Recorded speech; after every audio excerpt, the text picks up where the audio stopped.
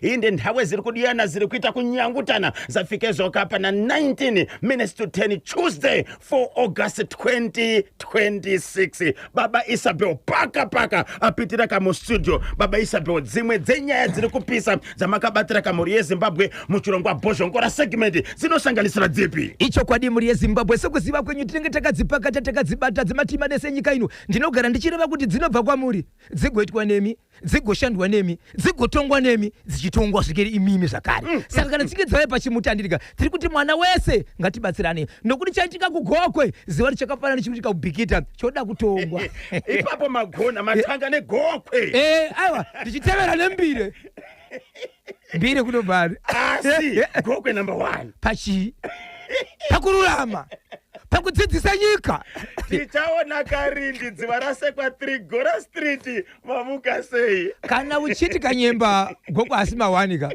manje viraona manje uteerere penyuro manje pane muenzi unzwe zvinopisa zvinobva pagokwe ndo achabwera munhu agokwe mawani ndosaka iri pa number 1 ndosaka iri pa number 1 eka pazvakanaka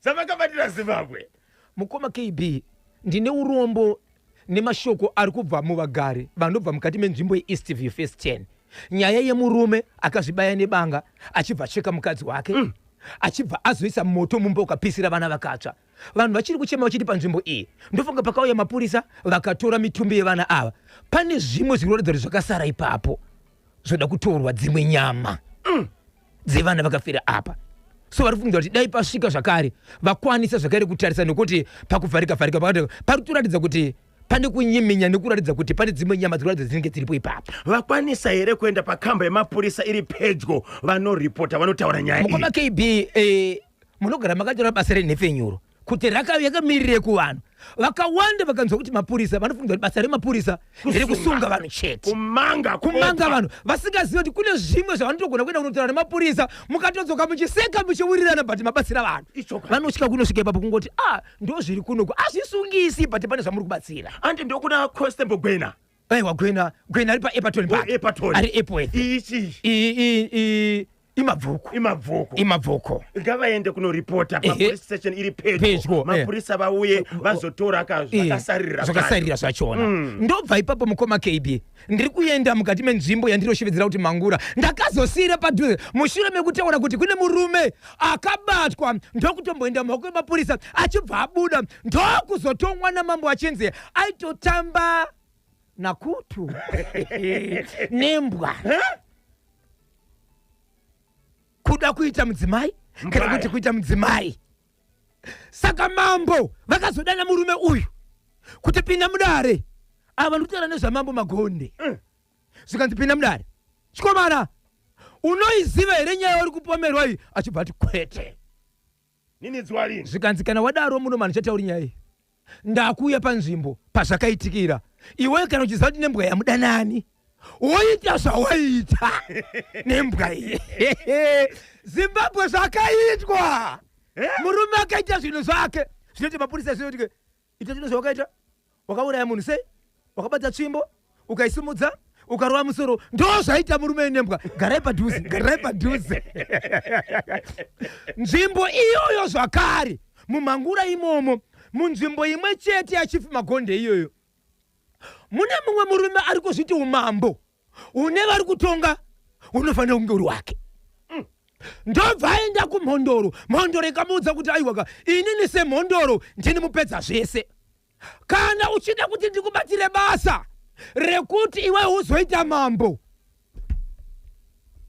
ziva zvokuita muridzi uya ari kuda umambo ndokubva atora vana 2 ane 13 years naane 10 years ndokunopa svikiro masvikiro kwakutora mwana ane 13 years ndo amudzimai mumba maro then oro she will be in for imusvakai andizivi ni murandu kwao ndiwo wadaro rekani tizabve kuchokera kwatete ndopindira pabhikita imasviko kai mudzidzisi akazvisungirira nemushure mekunge azikana kuti arudanana nemwana wechikoro asi pamwana wechikoro wacho zvakare ndichazotaura kuti chii chaitika nekuti mwana wechikoro uyu akatomboita mimba ndokuita mwana ari pachikoro ari form 2 ndokubva amboenda kumaternity leave ndokuzodzoka ndokutangira paform 3 ndokuzobatwa zvakare neumwe mudzidzisi ipapo mudzidzisa abatwa uyu ndokuzvisungirira asi akasiya nyora tsamba mudzidzisi uyu muchadzwa zviri mutsamba muchadzwa zviri mutsamba anenge achifuna kuti nkhani dzifike pachimuti apate bhozhongora vanenge vachidaka kuti nyaya dzisvike pachimuti paNational FM dzibhozhongorwe bhozhongora anobatika sei icho kwadi muri yeZimbabwe vanenge vachida kundibata munondibata panhamba dzangu dzisina chipomero nhamba dzisinganyadzisi nhamba inonhuhwira inhamba inoti iyo 0771 545 025 0771 545 025 musaibipa 2 musafana neprivate number 3 musatambira pairi yakamirirwa nevamwe tinotenda baba Isabheoka vagadzirira kunyudza gejo. Are you ready Zimbabwe? Ambassador Tinashe Gotora paSoromio anachipata chimuti tiri kudzoka tichingopinda muchitoro pamwe chete kane kubhozhongora muchirongwa bhozhongora segment part 1 zvikanzi rikiti bvu takachibata kachimuti kuno kubhohera kanyemba ndimhorestroka bhozho chibhazuka chaicho ndinonzi Munya Chifashu Mupunairi village kubhohera Munya Chifashu Mupunairi village Bohera hanzi ndipire ukasando kuna bhozhongora hanzi chibhazuka icho ndinogamushira yes ine chinoputika kuti rikiti bvo tinotenda wamuka seiko kachuta Nicholas ku Kelston kuguruve arachipata kachimuti kuti dzvi. Okay, baba Isabel is ready kuti vadzibhozhongore nkati machirongwa bhozhongora segment part 1 icho kwadi muri yeZimbabwe ndiri mukati mekufamba mukati mekufafadza nekutsudzura kuti matima nawo senyika ino Zimbabwe tinoziva chimuti munenge makabata muri mukati mekufamba nacho chikonzero charemera dzinza chiri kuita kufamba nekufafadza nekutsudzura chikonzero vanenge vakabata basa vari mukati mekufamba nacho haiwa muri yeZimbabwe rega ndingoti izvo wamukaseko dhiza muhupe chimuti wakabata kuti dzve wamukaseko Jonathan Mativenga chimuti wakachibata kuti dzve wamukaseko Onisimo Mutimba chimuti wakachibata kuti dzve wamukaseko Agogo Everyday is Friday chimuti wakachibata kuti dzve wamukaseko Tanaka Simunda Michel Marimira wamukaseko makabata chimuti ipapo wamukaseko zvako Sabhuku Karamba vakabata chimuti paka mapindira papi Mangura chako Mangura chiri kuti tani kona iwe bhozhongora doma Chief Magonde okay. Wani murume akabatwa pakati peusiku ari mukati mekuganga nembwa yemuridzi pamba pake mati murume aishina nembwa kufunana na mbwaya muri yeZimbabwe murume uyu akawanikwa awanikwa kudaro achiita zvinhu izvi ndokubva awanikwa nemuridzi wembwa awanikwa nemuridzi wembwa atamba nayo kusvikira azomuti ko uri kuitei shamwari murume ndobva atiza ndobva enda kumba kwake nyaya ichibva endiswa kumapurisa murume uyu akatomboenda kumapurisa akaita 2 days achibva adzoka asi mambo achibva asomuvinga ndobva aendeswa kwamambo mambo vakamupinza mudare musi wechina chadarika ichi kuti dare yakazudzwa chishanu aendeswa kudare kwamambo mambo vanomubvunza bhozho shoko riri kusvika kwatiri riri kuti wakawanikwa uri pamba panhenge nenguva dzakati dzeusiku apo vavakidzani pamba pembwa nepamba pake anotaura achiti kwete handina kudanana kusvika kudaro nembwa zvikanzi namambo kana wapikisa handina chokutaura tinongoda kuti tiende pawakange uri nembwa yacho vachibva vaenda vanhu vakawanda nemakurukota kusanganisira muridzi wembwa nevagari vemunzvimbo hamai kumagunde hekumagunde amai kumagunde hekumagunde jekesa musutu hekumagunde kufamba uko ndokunosvikapo mungadziwe kuti mukufamba kwakaita zikare nthawe ziponi dzanga dziri nguwai iye akaenda kumapasti 2 dzeusiku okay kunotora imbwa akati aichozviitira ari kumba kwemunhu iyeye haana kuitora aichinosasana kumba kwemuridzi wembwa asi pavakazoenda namambo dzanga dziri nguwai aiwa kwakaedza manje okay. Apa vada kuratidza nyika nevanhu kuti waita sei pawaita zvinhu zvako ndokunosvika kumba uku vachingosvika mukoma KB imbwayo amekumagunde kumhanya pamuridzi ndobva yasvika paipai chinzwa iZimbabwe saka zvakaita imbwa iyi iye anga akaita senge imbwa ikagara paari makumbo ayo akatsika handizini ndikangoti nembwa vakasvika ndikunomire pamwe chete zvikanziita zvawaita izvezviya atanga kubata mazamu yembwa achiibata aitobata imbwa iyi nayo achiibata. Chaasina kuzoita ipapo zuva iroro kusanganisa muromo wake kuitsoda achiibata ndikokavanzika nemasamu achibata. So pakanzi ita sezvawakaita, so vakatozoona munhu kuti akaramba achienda inzvimbo yange yakamira vanhu vakawanda uyezve vanyarikani. Ndo pakazomuti wo zvakwana paibata imbwa apa baba Isabel, imbwa yairesponda sei? Yatodonedza muswe wayo ichinyatsoratidza kuti kuita senge ndiye muridzi wayo, kutoleza imbwa baba kuita makulayo baba uneza zviazvo kuti Zimbabwe hapana kukumhanyira tikumhanyira kuupi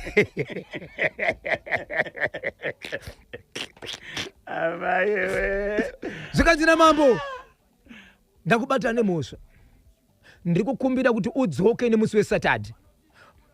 Chinhu chauri kutamba nacho zvauri kuita izvi haasi munhu uyu, chero dai ari munhu but asingade yanga iri mhosva, chero dai ari munhu ari under age uchiita saizvo zvakare yanga iri mhosva. Iyi imhukai.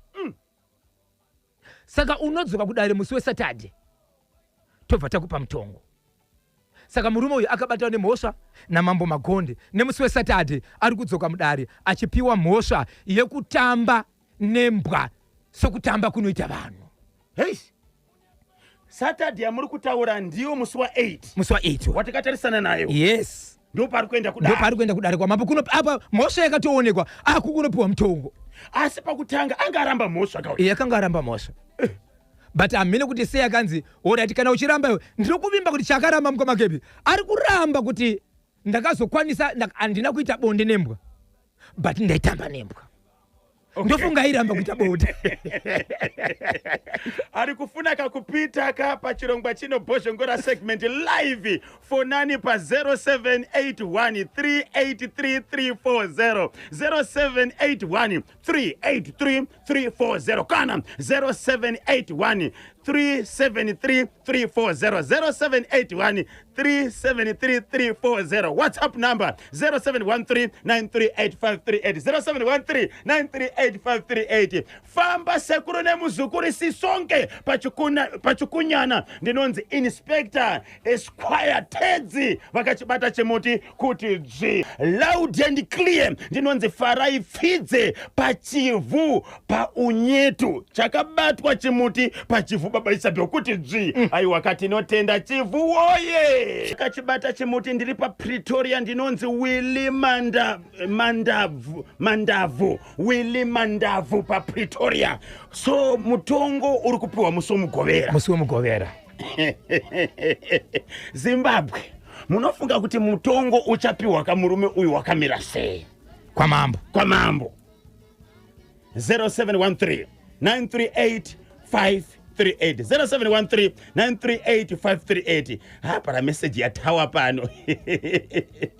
Uyo okay, uyo murume wekushina nembwa uyo zvaitoriwo imbwa yemunhu chaiyo. Shuwa munhu kunzwira imbwa shuga kusvika pakubata mazamu embwa.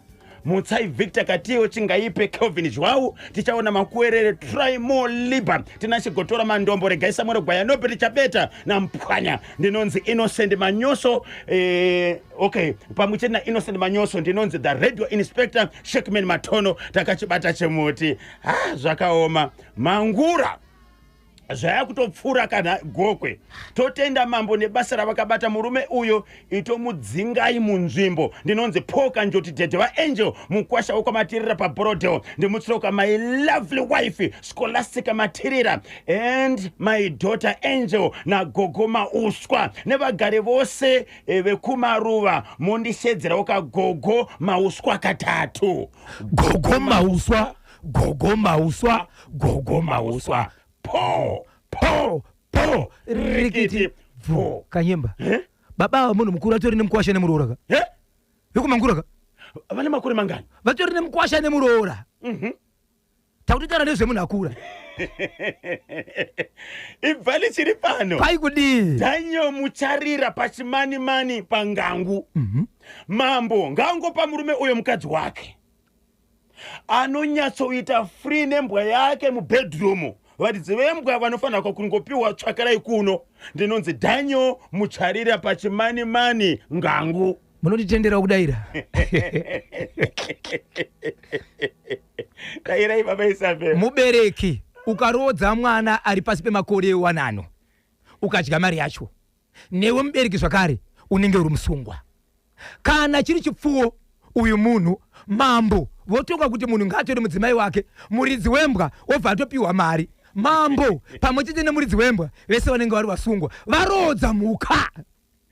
Imagine mukoma Kanyemba na Bozho demonstration yacho ndanyara wena. Abi yangu vasadaro avo ndinonzi Ishmael Mukoji ndiri pa red carpet. Pane chandoda kutumira chikagona kuitika muri yeZimbabwe tifana tese. Muda kutumira chi? Ase video munayo. Ayo ibumira kana muzukuru.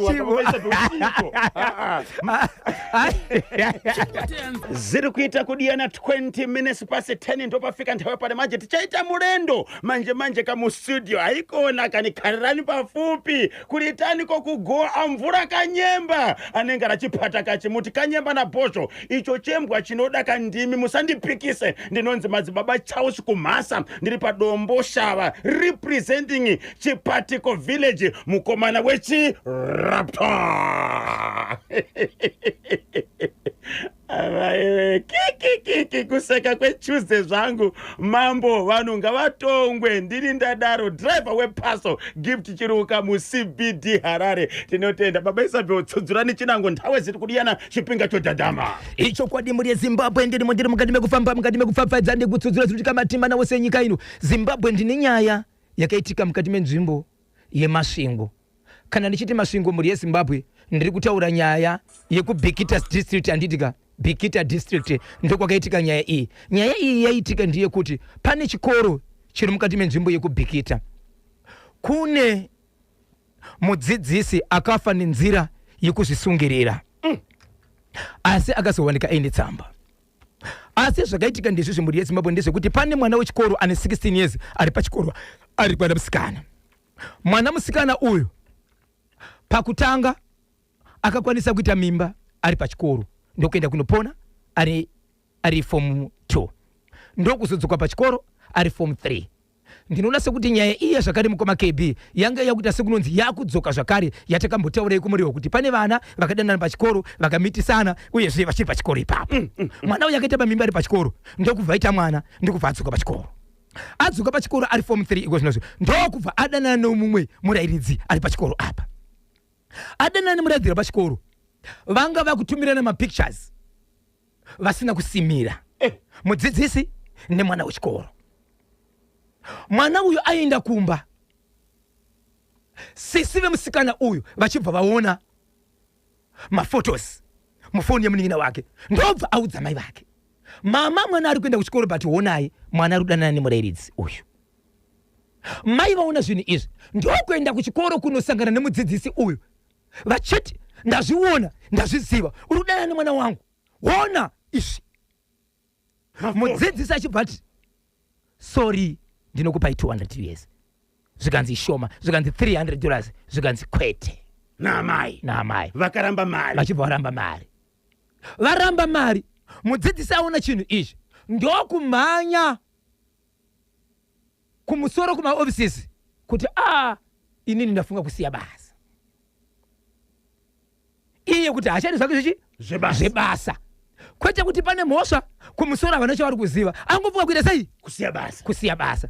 Mai vachibva vaenda kuna headmaster ndobva vaudza headmaster ziva nyaya iyi akati ndokubva vaenda kumusoro kunotaura kuti kune mudzidzisi akava achida kusiya basa zvakadai but kumashure uku kune nyaya yakati zvadaro. Mudzidzisi aziva shoko iri ndobva ataura iye kuti inini pachangu nyaya iyi. Iye zvakare mudzidzisi uyu atoriwo nemudzimai anodzidzisa zvakare kumasvingo ikoko but kwete kuchikoro chinodzidzisa murume uyu. Iye mudzidzisi uyu pamusha pake padhuze nepachikoro ipapo zvokuti kana ari paofu anenge achitori padhuze ipapo. Ndokubva aenda pamba pake ndobva audza vana vanga vari pakati ndiri kukumbira kuti mukline bvisai tsvina nematombo nezvidhina zviri panapa izvi nokuti mangwana panapa pachamira mota dzakasiyana siyana. ndobva amboisa status yake yekuti nematambudziko ningi afa, sokuti ndini ndoisa pa status kuti nematambudziko Bhosvo afa. But pese paita izvo anga akahaidha mudzimai wake. Mudzimai akatozofonirwa nevanhu kandi mai vake kunzi chii chiri kuitika, honda izvi zviri kuitika izvi. Kusvikira iye ataka kufona ari pamba achifona ndiga achibva azoti papa ndizvo panoenda network, regai ndimbonotsvaga network. Vanhu vamwe pavakasvika kufonerwa apa ndo pavakafonerwa achiti munhu uyu kana muchiti ndo zvaari kuita anga ari panapa, but abva panapa achiti ndoda kumbotsvaga network uku. Vachinotsvaga munhu kwanga kuchinzi kuti network, vari kuona munhu akatosungirira ikoko akatofa.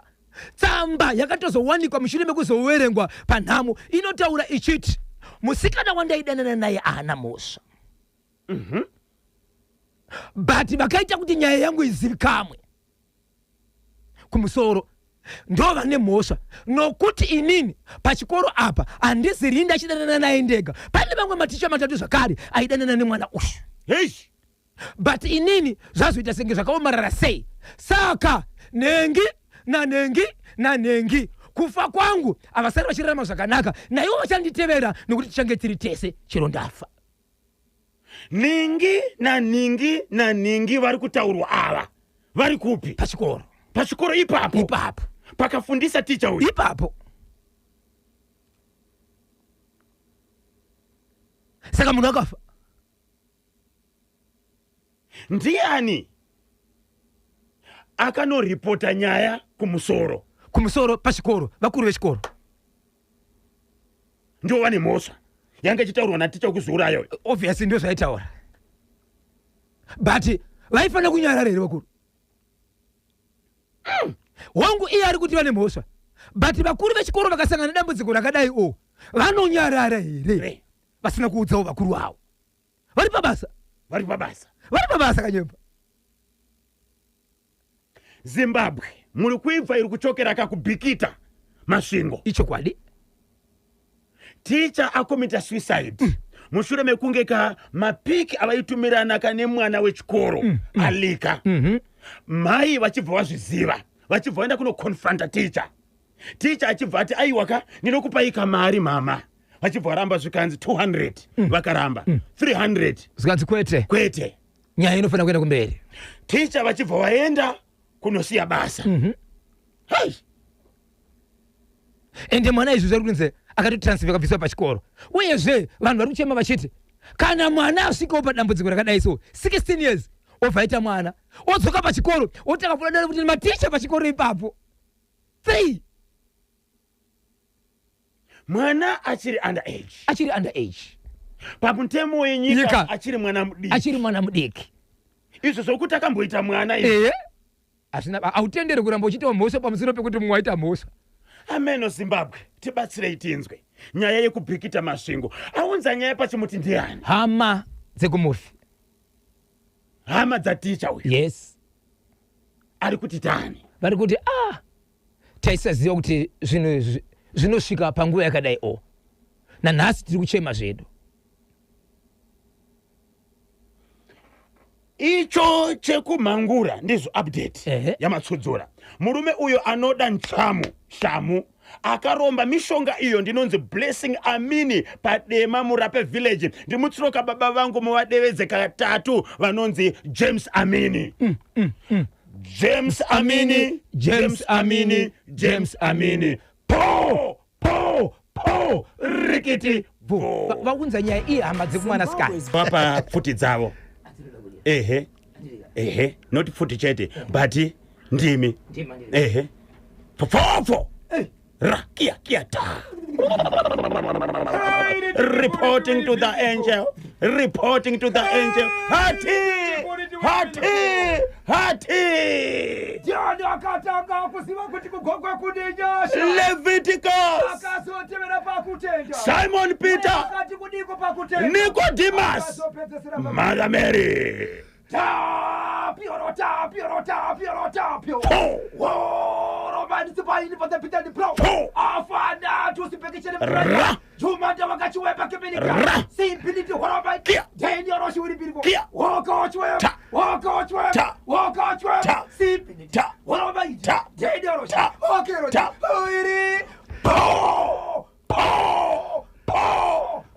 tikiti vo. Mataura nyaya yekubhikita.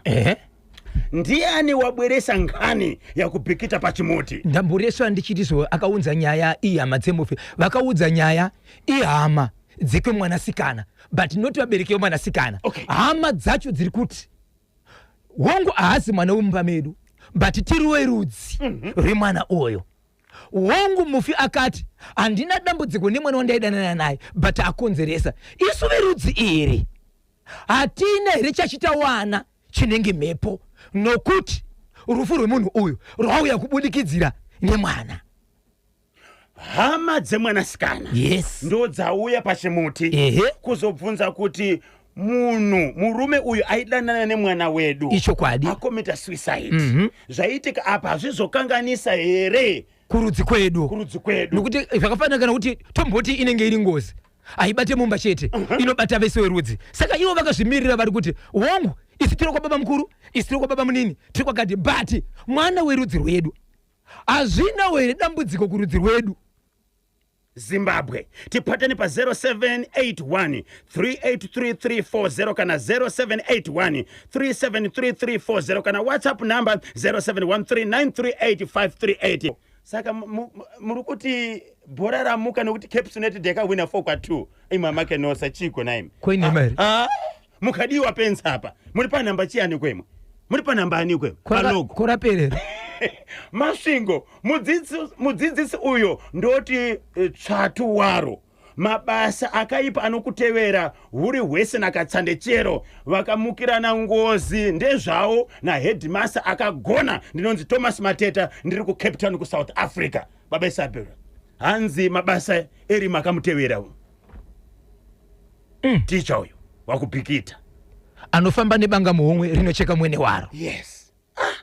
Regai tinzwe Baba Chirenda. 9 minutes past 11 ndo pafika nthawe pali manje Tuesday 4 August 2026. Magonatani pabodzi na kuchoma mano Makioni Nzou pa Glename ofamu kuchinoi arachipata chimoti. Papa Isabel pane chimwe chiri kupisa necha makabatira muri ya Zimbabwe. Icho kwadi muri ya Zimbabwe ndiri mukati mekufamba mukati mekufafadza nekutsodzora. Wamukaseko dhiza muhope papa ushokunza apa. Prince Munengiwa chimutakabala kuti wamukaseko adala trimota dzoka bosi muchineri pechimdzwa akabala ibo wamukaseko zvako kaswera seko boshi maswedi bengi repanze palichagarikapo hidi muzimba gumede bizere kwa bulawayo mutungamire Solani kukama tviko wamukaseko maitayana pamfombi pamfako sapo wamukaseko constable Gwena pamuchete na Nyasha Gwena chimuti akabala kuti kwanza ndichisiye ndiri kuenda nacho kwanzi takachibata atichisiye nokuti chinenge takachibata kuti ndokubara kuti takazochibata kuti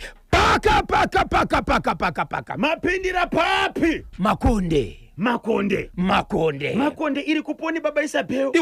Ihurungwe kai. Mudhuzemo mune mumangura imo. Okay, munana chinoi koko kwandiri. Kumakonde kwandapinda mukoma KB. Nyaya yandiri kutaura iri kumakonde kunonzi kumuvhami kwa Chief Makonde. Okay. Nyaya yandiri kutaura muri yeZimbabwe yakamira kudai kune munhu angazvizviti kuna mambo ari kutonga. Umambo unofana hunge huri wangu ini. Imi muri kutonga? Ndobva ndauya kanyemba kuti ndichiti umambo unofana hunge huri wangu. But mukati menzvimbo iyi kune mhondoro dzirimo. Nzvimbo dzese dzine mhondoro. Ende dambudziko iroro ririko mukati menzvimbo dzakawanda munyika yeZimbabwe dzekuti kune vanhu vari kutonga munzvimbo, but kune vanhu vanongonyuka vachiti umambo wanga uri hwedu, umambo ndowedu. Mogona ngosangana kumaofisi chionzi avo vari kuti umambo ndowenyu, asi vanga vachitonga vatori ne 35 years kana kuti 40 years vachitonga, but kuno mukaona chingoti unofana kunge uri wangu. Okay. Zvadaro munhu ari kuti umambo unofana kunge uri wake ane kusimbisana kwaanga achiita nemhondoro dziri munzvimbo umu.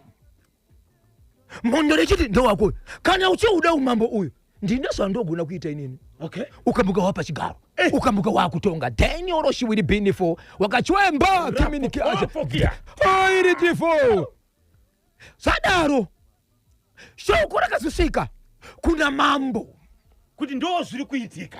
Mambo vachibva vati zvamataura ndazvinzwa, asi zvinofanira kunge zvine nzira yehurumende nokuti ndo inogadza. Hapaunzi munhu angomuka ari mambo pasina signature yamutungamiriri wenyika.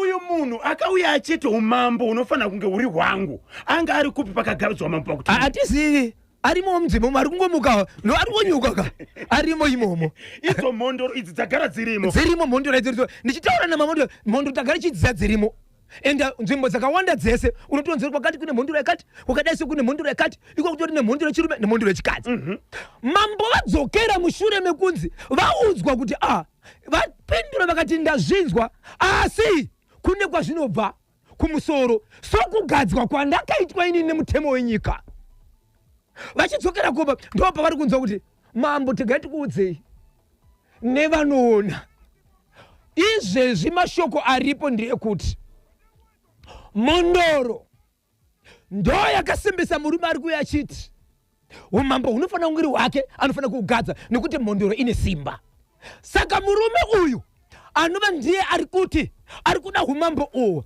akatoenda kumondoro akanoipa vana vake vaviri 10 years ne13 years pa10 years ne13 years 10 years ari kugara neimwe mondorokadzi anove musikana mudiki 13 years ari kutogara nemondoro yechirume semudzimai wayo mambo achidza mashoko awa ndokubata akomana mabhandi ngiri kuno kwaita mhosva kwachita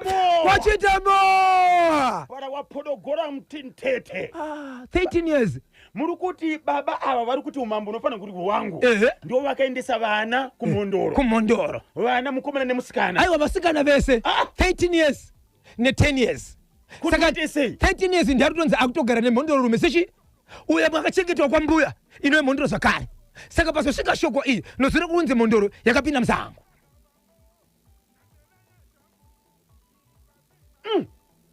so mapurisa vakutoita basa hatizivi kuti achabatwa ndiani imondoro here kana kuti baba vevanasikana babesabeo papa homwe because mondoro homwe yemondoro haina mudzimai here anaye munhu mukuru saka mwana uyu vana ava oda kuita sei navo hatizivi kuti pavakagara pasi vamwe vanoti ndipe mombe ka ndikuitire izvo akati vamwe vanoti ndipe mari so hatizivi kuti pavakagara pasi vachipanana vana ava saka inyaya izvezvi wabweresa ngani pachimuti ndiani ndanga ndichitora namambo kuti ndo zviri kunoko ndachitora namambo okay rega tidzoke manje adhamu makamba paruwa arachipata chimuti pane meseji yangopindira pano kahwani havatombononokika apa tisunge mondoro ka tinosunga homwe yemondoro handiti ka nekuti ukakwira bhazi nemondoro amubhadhari muri 2 unobhadhara ihomwe homwe yemondoro iyo vese neuyo vekurwa hanzi vekurwa neumambo avo fakalapa ejeri makimo ndipaka kuno ndinonzi the radio inspector Shekman Matono ukaenda muna musengezi Yes. musengezi anodira muna zambezi keipina bozvo mambo vefeki nemhondoro vese mukati mopa Dr. Kandisha makizi acho ndinonzi Gilbert Chimpaka ndiri kuno kukubhangeti kuritaniko kubhangeti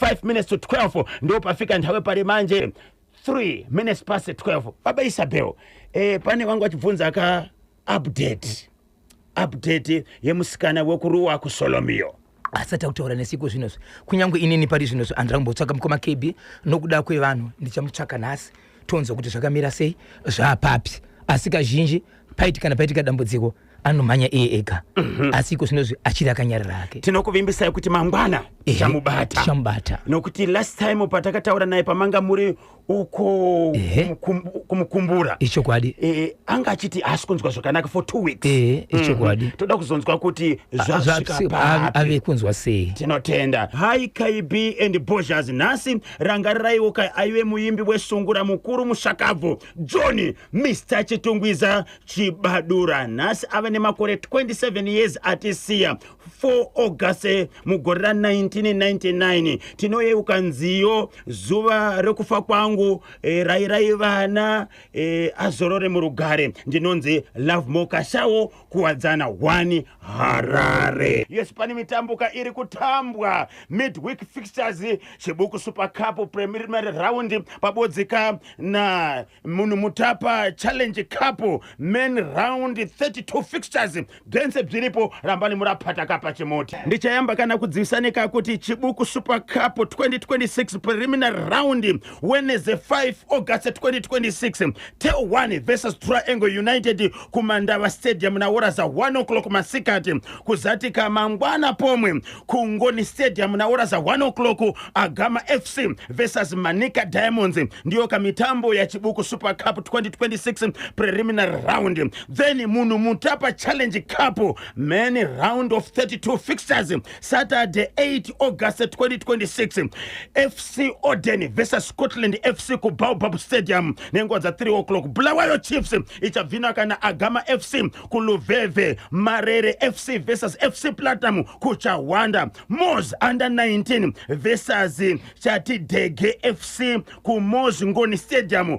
Black Rock versus Highlanders ku Koriari. Gwanda Pirates versus Jordan FC ku Pelandaba Stadium. Moz FC versus Rangers College ku Moz Ngoni Stadium. Sunday 9 August 2026 Scotland Academy versus Cape United ku Baobab Stadium. Kwekwe United ichabvina kana Hard Rock ku Chawanda. ZPC Kariba versus Triangle United ku Nyamunga. Simba Bora versus Manika Diamonds ku Wadzanai Stadium. Not only Big Boys versus FC Hunters ku Moz Ngoni Stadium. Teo 1 FC versus Blanket Mine FC ku Ascot Stadium. Chicken Inn versus Ngezi Platinum Stars ku Luveve. Then Wange FC versus Dynamos ku Koriari Stadium. Ndio kama fixtures ya Munhu Mutapa Challenge Cup round of 32 fixtures. Na ngoti ningoti oturunkati machironga chino sports check. Pane chimwere chamakabatira muri yeZimbabwe mutsudzure. Icho kwadi muri yeZimbabwe ndiri mukati mekufamba mukati mekufafedza nekutsudzura dziri kuitika matima nose nyika iro. Ndinoziva kuti matima ana makabana chimoti. Andakupinda mkoba KP. Paka lowa gweru ndeyika. Yenyoka yakazopesa yarwerwa line. Munhu achifamba kunge nyoka. Ndaiziva. Amai kumagunde, Amai kumagunde, jekesa musutu, kumagunde, kufamba uko. Mukoma KP patapindira apa. Murume ndokuita mukadzi wake. Ndokuita mwana 1, ndokuita mwana 2. Achibva mulowa gweru. Achishandira mugweru. Then oroshiwiri bendifo wakachiwemba kiminiki acha. Popo. Kia. Irifo. Baba pati. Murume mukadzi akatara kuita masaramusi. Papa zvebonde inini zvinenge zviri kundinetsa. But kumashure uku kwakamboita nyaya yekuti mukadzi uyu akambofumbidzira kuti ari kuita bonde raSabhuku. Sabhuku maitiro ako aya. Pulo man selector mudzimai akaudza murume kuti inini zvebonde handichada. Munozviziva kuti vakaroorwa vese kubva kumadzitete nyaya iyo ndoidzokera kumba iyo. Right. Unotoidzokera kumba. Kuti wakavingei. Zvadaro baba pati. Hapana murume akabva aenda kubasa. Mugweru aenda kubasa. Papera 3 months mukadzi ari kudza murume kuti daddy ndakajambira mwedzi. Ndinenge ndane pamuviri. Unobata sei pamuviri? Iwewe ndanga ndisikasangane newe. Kusvikira nhumbu yakura vachinetsana. Kusvikira mwana abarwe uyu mwana number 3. Kusvikira mukadzi murume achidza kuti neni mwana uyu kwete. Mukadzi ndokuenda kwa Sabhuku achibva ati izvo pana baba iti nyaya ma-DNA. Kana waita ma-DNA akauya akasvikira maoko mako imhosva.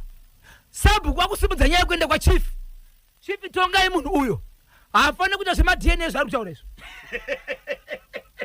Apo mwana ari mumba. Kusvikira mukadzi akutaura nyaya yekuti ukada kunetsa iwewe ndinokutsvagira vanhu vanogona kungopfuudza munzvimbo munomu. So murume uyu mukoma KB ari kuthreatenwa. Asi kugara zvakanaka even Sabhuku kwanzi ukaramba kwamira panyaya iyi ndokudzinga munhu uyu. Apa kambofukidzira kumashure kuti Sabhuku vaifambidzana nemukadzi uyu. Sabhuku ndovakamayonesa nyaya kwabambo.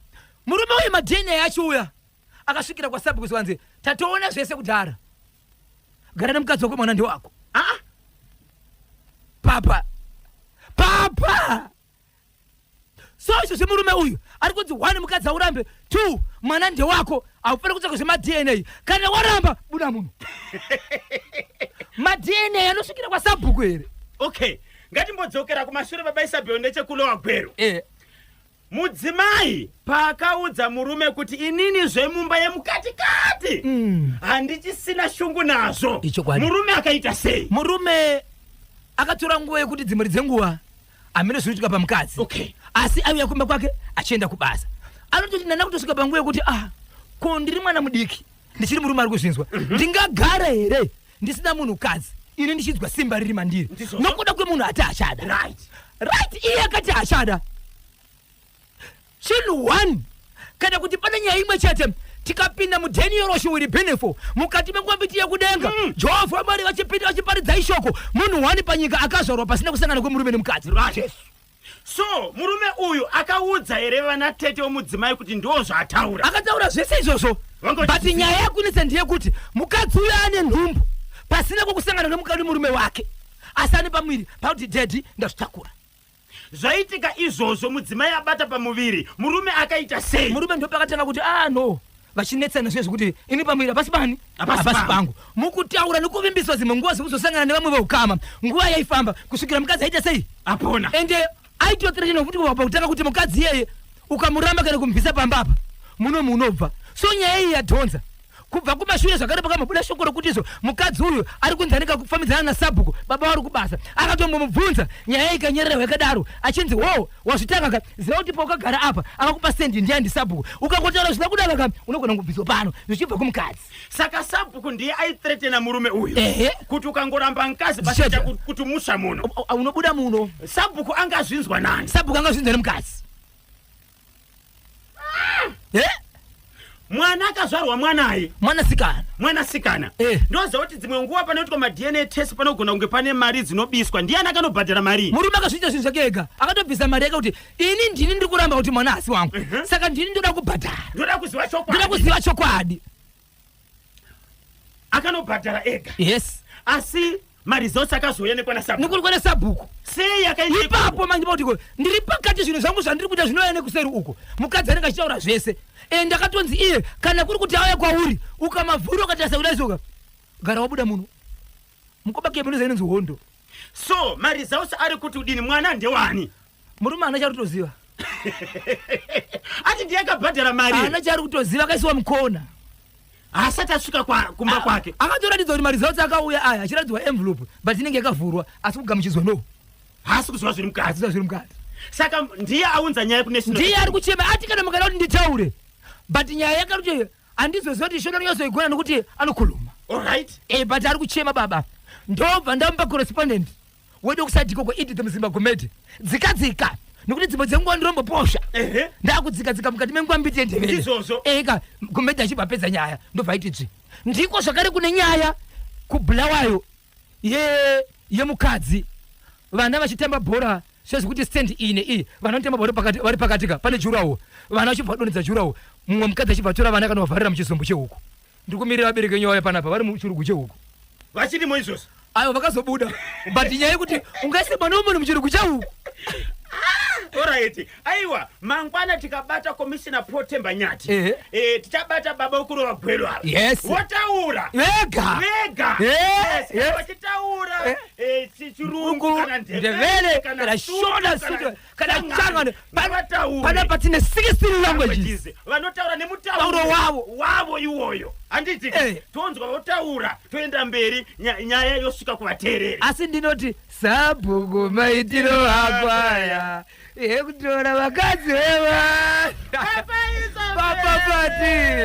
pamitambo iri kutambirwa kakuMorocco ye2026 14th edition Women Africa Cup of Nations. Pamitambo irabviniwa dzuro Senegal versus Morocco. Mutambo uramara Senegal new, Morocco new. Then Kenya versus Algeria. Kenya 0, Algeria 2. Mitambo iri kuenderera kapatsogoro nsiku ya lero uno. Pamwepo Tanzania ichabvina kana Ivory Coast. Then Burkina Faso versus South Africa. Nangoti ningoti woturu ichokwadi muri yeZimbabwe ndiri mukati mekufamba mukati mekupfapfadza nokutsudzura dziri kuitika matima nawose nyika ino.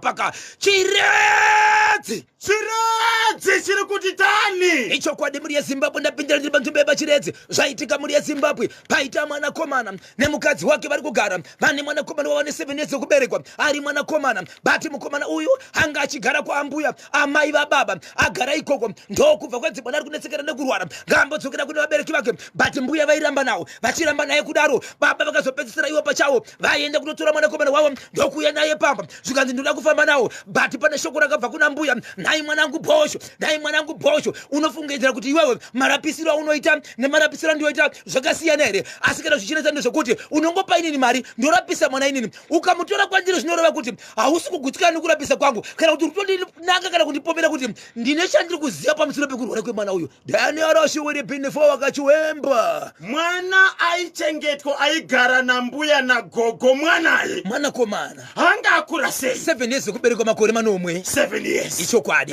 vaenda kuna mutu anobva agara naye mwana paakadzokera kuma KB kunogara ambuya nekunogara baba nemuroro wamai wemwana uyu ivhileji rimwe chete hapana kusiyana kana ne500 meters vari panzvimbo imwe chete mwe nemwari kwake but baba vandoze mwanakomana ndozereri baba vangu vakafa amai vangu varuko ende mwanakomana uyu ndiyatori bread winner wamai kuti amai vadya here ndokusaka vakapa muzukuru mwanakomana wekutuma papa pati mwanakomana paakaendesa kumbe kuvabereki vake akabva ita day 1 day 2 day 3 rechifo ndobva ashaikwa mwana achaonekwe ndokuvuka kuti adzokera kwambuya vake amai kumagunde hekumagunde amai kumagunde hekumagunde jekesa musutu hekumagunde kufambako vakananga kwamama kunobvunza kuti mwana haana kuuya here kunoku wokushaikwa kukudisapia aiwa hasi kuonekwa noti kufa hasi kuonekwa amai mwana zvikanzi hamasi kuona mwana mazuvanaka hamugone kuchengeta vana imi ndinakuuzani kuti siyai mwana pano mwana iye ndiri kumuda ambuya ndova kutopenga vakutopenga muchemberi ndiri kuda mwana iyeye vane mazana muri matsotsi mwana mamutora muna chinangu aka ndova kutopisa vabereki vevana maendesa kupe muzukuru wangu ndomuda pano ndinoita kumapurisa chokwadi kuridza meri kuti kwatso maiwe muzukuru wangu ndikusaka matora mwana uyu mamune urongwa mukadzi nemurume atengesa mwana ndiri kuda mwana iyei pano vagara vati mwana atsvakwa zuva rakunovira mukoma KB mwana ndokunoonekwa ari pasaidi perimwe gwenzi akarara mwana akatofa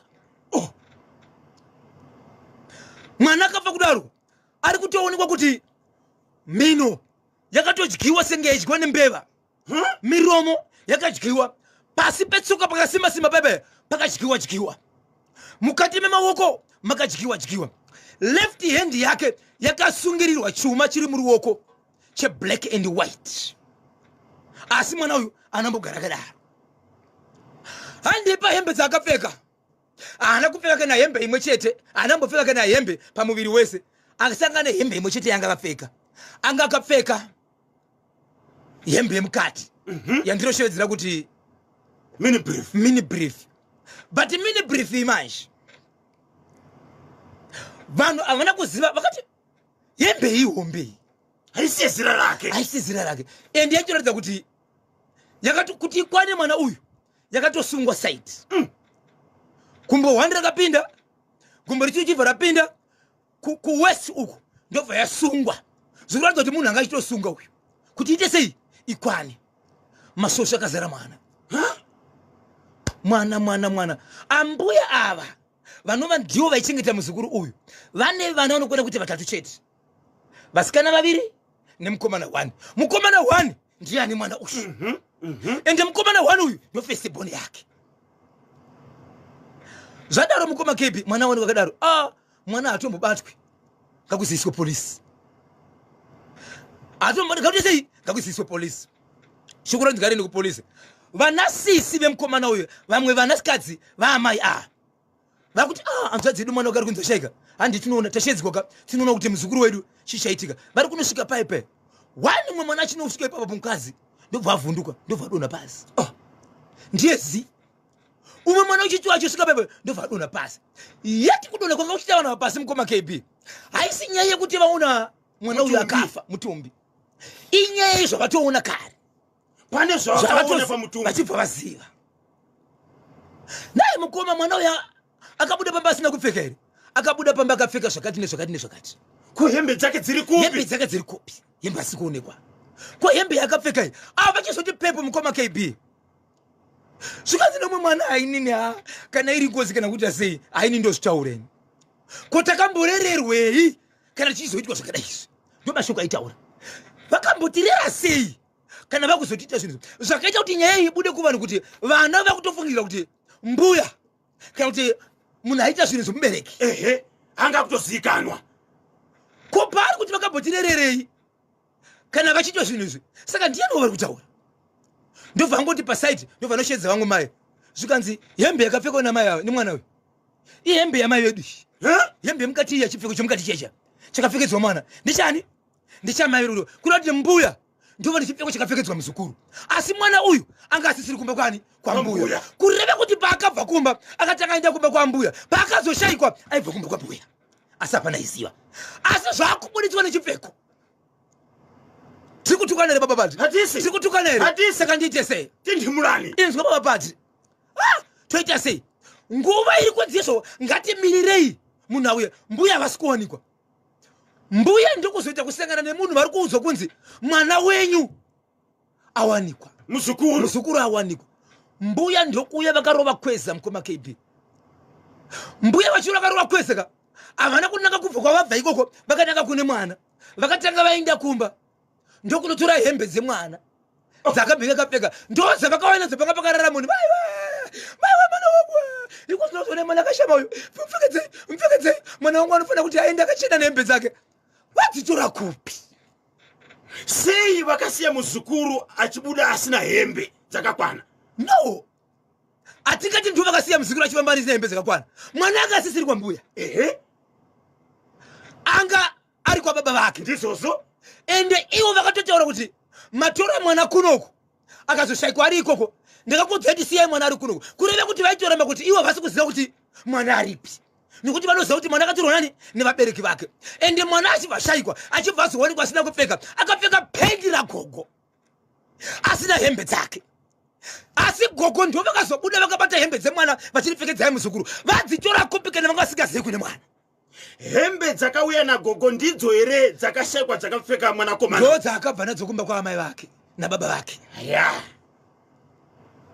Mapurisa pari kuitika zvese izvo vanga vasvika here? mapurisa asati asvika ka mapurisa vakazosvika pane hembe dziri pasaidi vanhu vakaramba vakati hapana anobata mutumbi uyu mutumbi apa paari apa zvazvepolisi Ndizvozvo. dai achiri kufema kana kudziya ndo pamaitakura munhu muchiti muri kumhanya kuchipatara kuti musevhe upenyu hwemwana apa pachida kusevha mwana apa mwana atova takuda mainvestigation dzepolisi kuti mwana akataka sei kushayikwa ari kunzi akambowanika kupi chimwe chezvimo chaangana zvakashayikwa chazowanika kupi so ndo patamirira Ndiani ane chekuita nezvizukuru wemwana? vakomana ava inini ndiro pasando ndati havaite 3 minutes vasina kusimudzira trauzi kana kugadzirisa heti ipo paya ndo pane chikoro chavo ipo paya ipo paya ukakuona vadaro chiti kana unenge une nyaya yako ziva kuti gara wataura wega zvadhakwa Zvakaitika rini zvokushayikwa kwemwana izvi? nhasi kana sikakanga sinasiidzwa idhere chi11 nhasi idhere chi11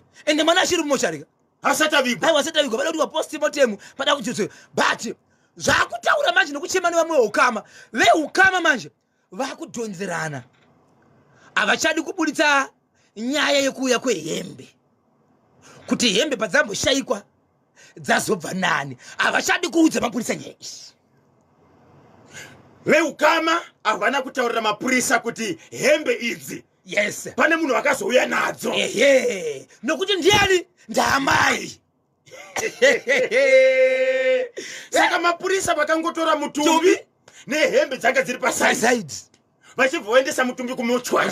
mutumbi kumochwara but kuti tiite mainvestigations enyaya iyi panodiwa kutanga kushayikwa kwemwana nezvimwe zvakaitika pamwana zvamunofungidzira kuti zvinogona kubatanidza nyaya but nyaya yehembe iyi vamwe veukama vari kuti ndo pane laini yese yekuti tizive kuti chii chakaitika pamwana but vanenge vakutsika-tsika Dziratakura nsiku zirawanda tani kuchoka nsiku irasayika mwana kufika parasabundukizi waka mtumbi kana kuti chitanda chake zvakatora mazuva akawanda sei pakashayikwa mwana kusvika azoonekwa akafa. one day rakashayikwa kuti mwana akashayikwa zuva rikwe akarara asipo mangwana kuseni vachimuka vachimutsvaga ndobva aswera ndovazomona manhero kuti one night one day one night.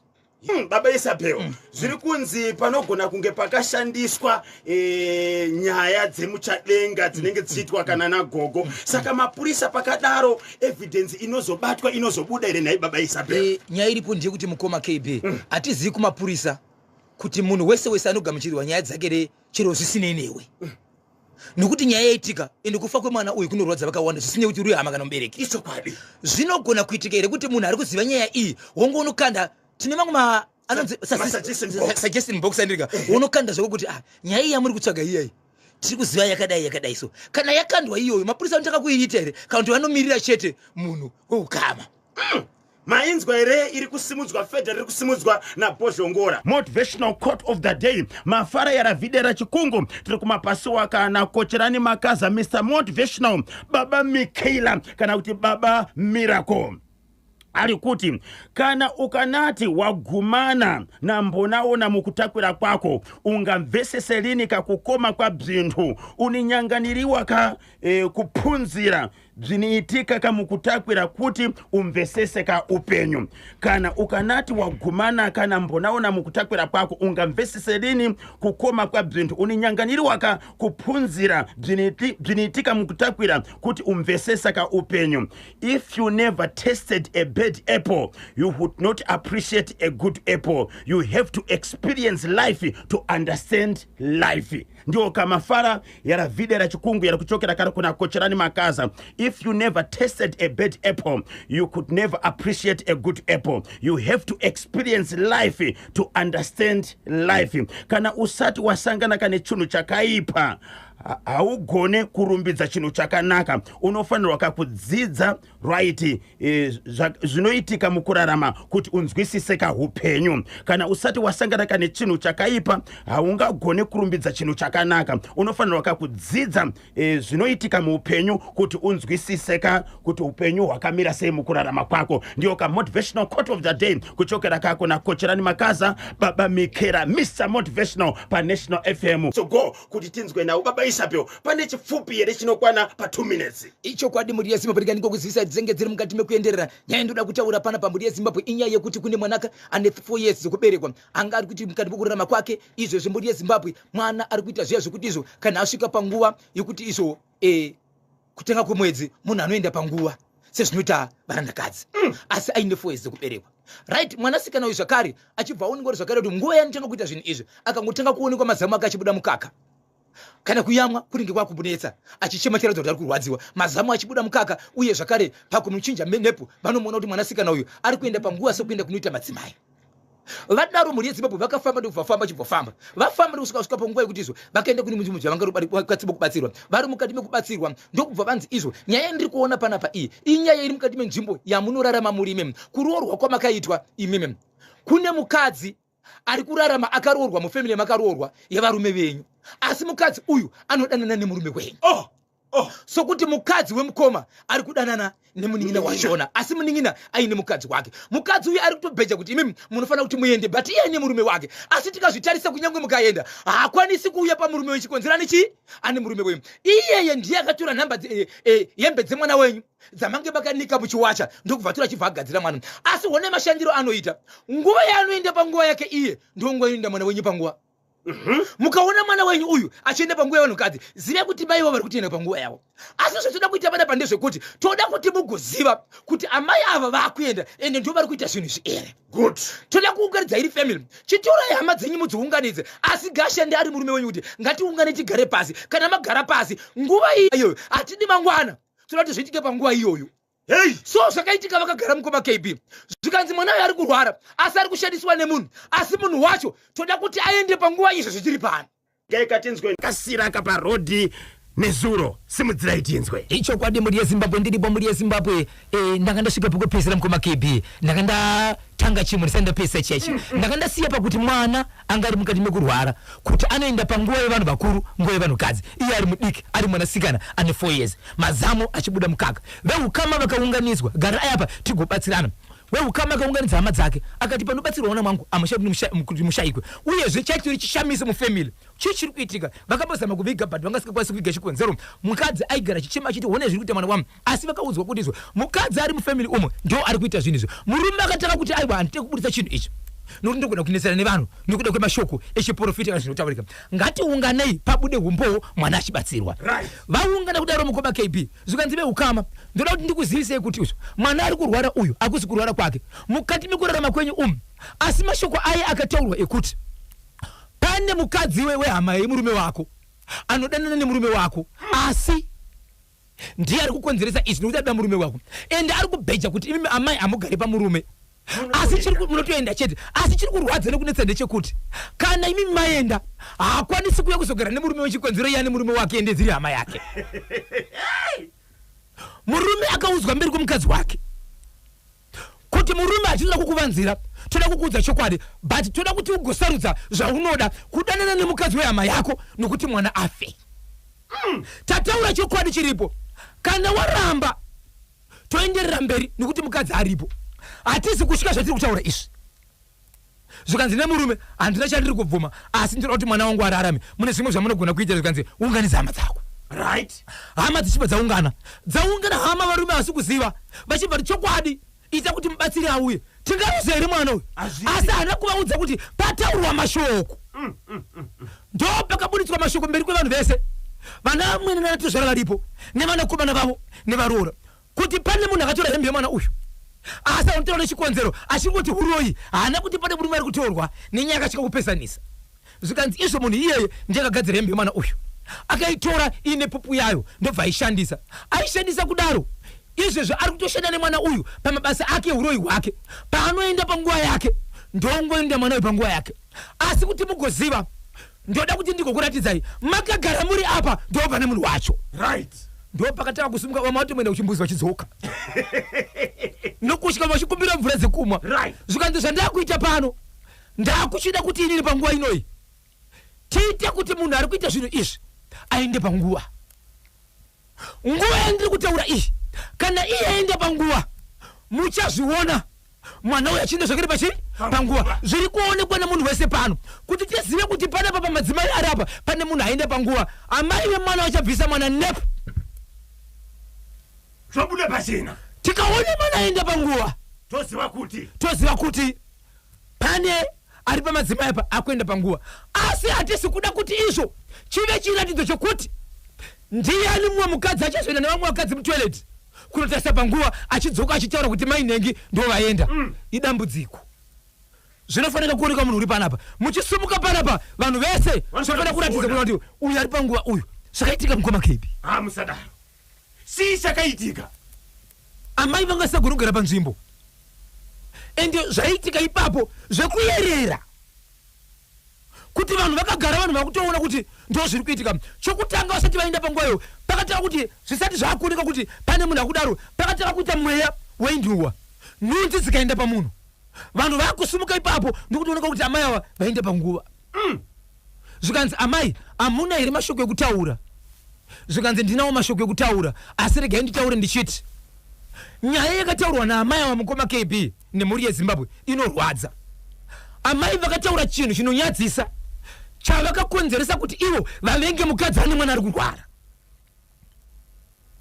dambudziko rakatora nderekuti vasikana ava amai vakaroorwa nemukoma naamai vakaroorwa nemunina samai guru namainine vanhu vakakura vachidzidza pachikoro chimwe chete vachigara muvhileji imwe chete ndovakuzoroorwa vhileji imwe chete pari pamba pamwe chete vari kutaura kuti ivo mwana uyu akandishungurudza kukura kwedu kwese ndakakombiswa nevakomana vatatu vese vainditorera ndaichikakombiswa nemukomana ndiye zvisara chidana nemukomana yeye ndikakombiswa nemukomana ndiye zvisara chidana nemukomana yeye vakaita vatatu pavakomana vatatu vacho vesewo hapana akazorora vasikana vaviri ava vakatozororwa neimwe mhuri izvo zvindizvati ndo zvandiri kumufikisira akandishungudzira ndichibva kuti kuchikoro nhasi ndamuwana havana kunyara kana kutenderera kusvika vataura zvikanzi imimi tiri kukumbira kuti muende munotora nepu ramwinaro remwana riri kumba vakaenda kunotora mukoma KB ranga riripo nepu rakatozoonekwa kuti ro inepu rakatorwa mwana uyu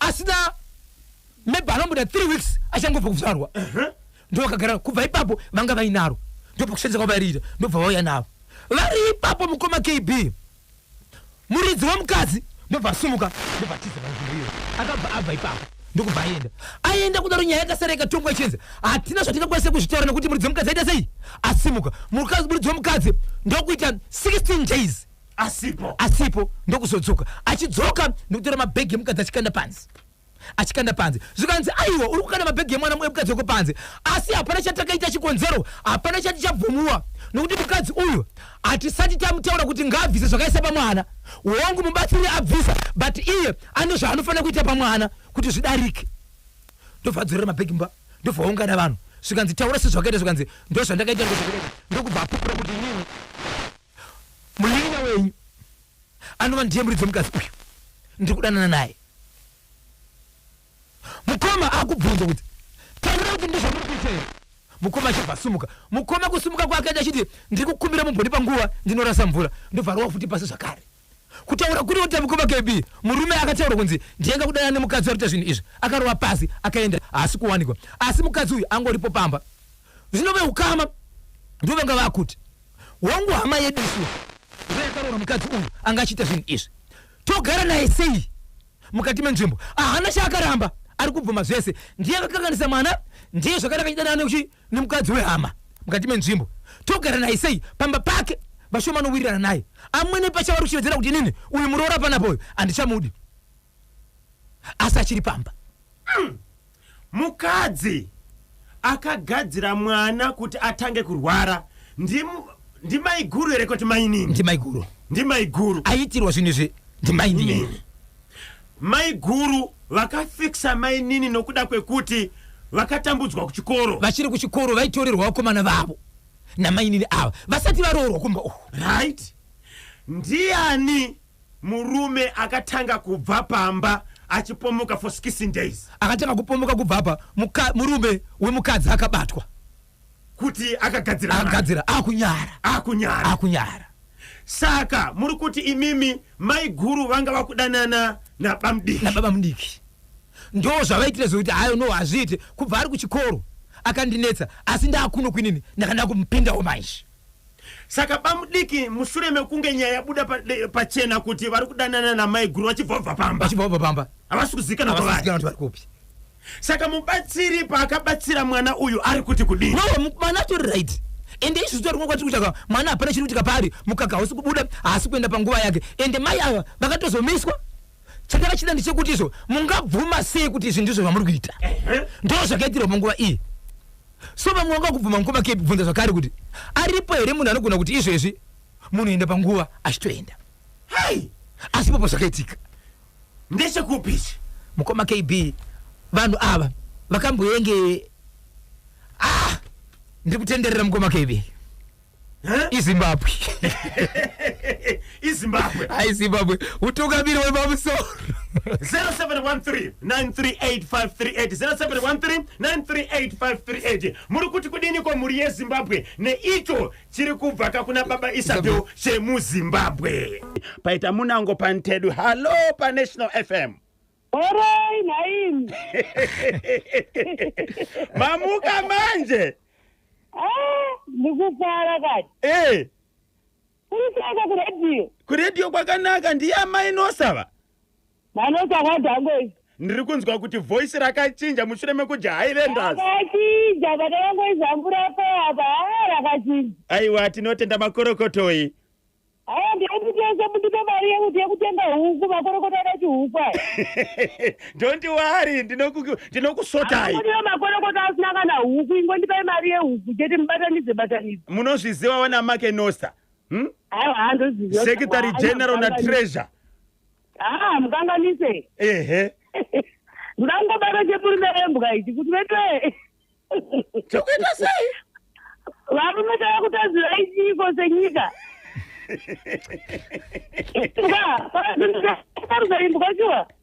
Ko imbwa yacho ibvumireiko kusasana nemurume uyu?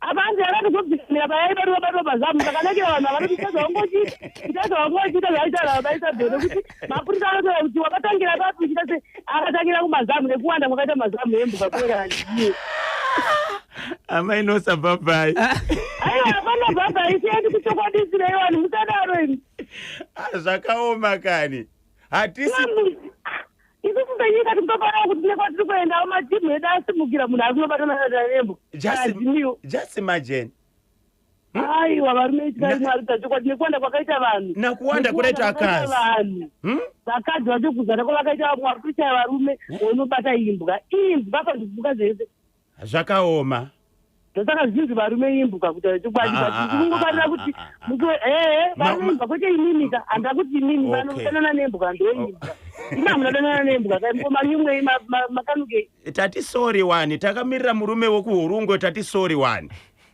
asi manje tikuenda kwamambo kaanzi nyaya yekutongo but muri kuona mambo wachipa mutongo upi naye make munosa mambo achatanga kuti kumunhu yaripe muridzi wembwa handii kuti vazomuti manje tora mukadzi wako aiwa nyika aizotendere zvayo asi kuti achangonzi abhadhare muridzi wembwa zvaakaita wobva azobhadhara kwamambo kuda kunobhadhara ukaita zvakaipa munyika mavo saka izvozvo achabhadhara murume uyu akanzi sekuru muri kaini ndanzwa kunyara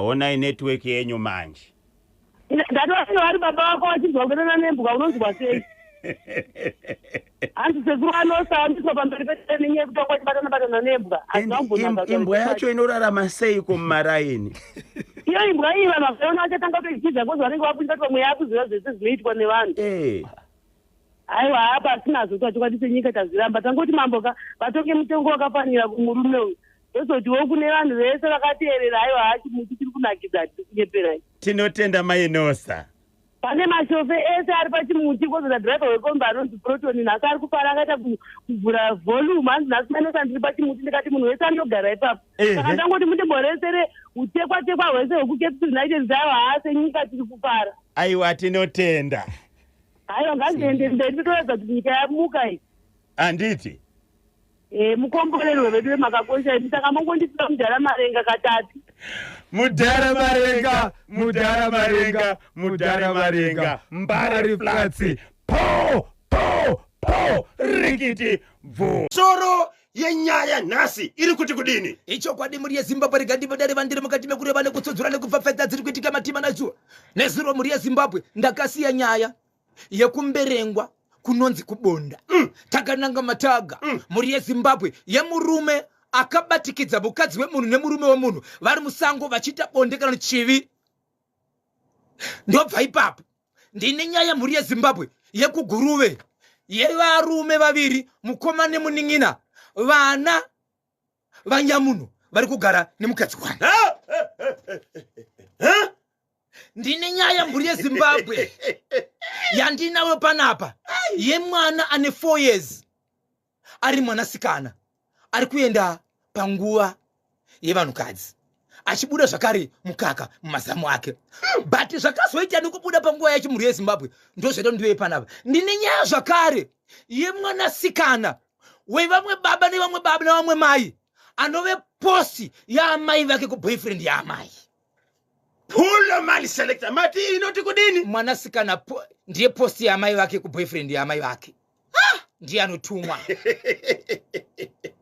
saka nhasi makagukuchira ndakagukuchira mukoma kevi vanenge vachida kuzokubatai mapedza chirongwa vachikupai nyaya pamwe chete nokutsvaga nhamba dzavabatsiri nhamba dzenyu dzinoti kudini ichokwadi muri yezimbabwe ndingachida kundibata munondibata panhamba dzangu dzisina chipomerwa neti nhamba dzisinganyadzisa iyi nhamba dzinoti izvo 0771 545 025 0771 545 025 nedzimwe dzinoti izvo 0736 263536 0736 263536 panhamba iyi muri yezimbabwe musabhipa ndati musabhipa asi kuti munofona 25 minutes past 10 ndopafika nthawe pari manje ndine mashoko nenge kugogomeza kwataita kuti tichaita kamurendo tichaita kamuenzi muno mustudio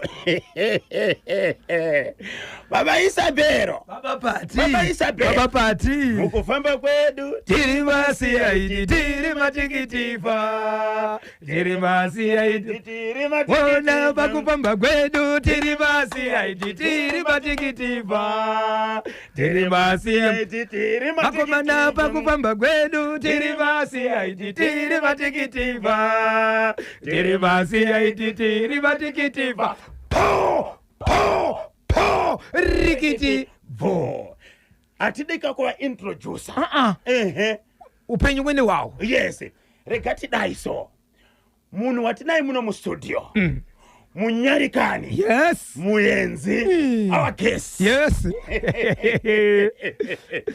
Kana makamboteerera this song haisi yavo vakafeature pasong iyi. Yes. Pane mwe muimbi womuno muZimbabwe anditika gamba renyika. Icho kwadi. Yes, vakaradzikwa pachinoyapo Apo Simon Chopa Chimbetu. Chimbetu. Muimbi uyu akafeature kapasong iyi ndiye airova nakachizungu ako pane kachirungu kari kubuda apa kurasika here kuri kuita vateereri ikoko nhai baba Isabel.